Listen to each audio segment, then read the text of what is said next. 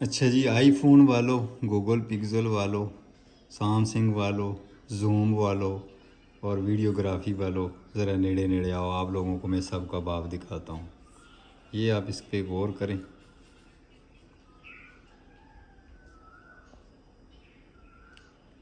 ठीक है, उसके बाद ये इसको पढ़ें। ये है पैनासोनिक का 24 मेगापिक्सल जापानी कैमरा। तो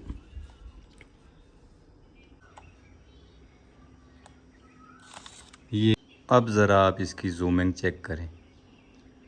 ठीक है, और जूमिंग की क्वालिटी भी चेक करें।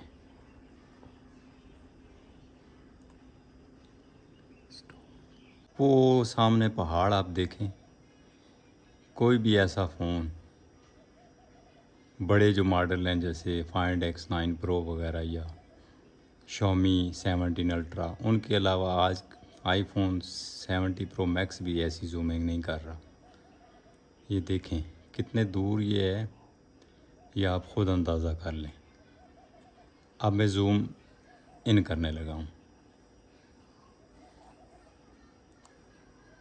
तो आप देखें हर एक चीज़ बिल्कुल एक्यूरेट नज़र आ रही है।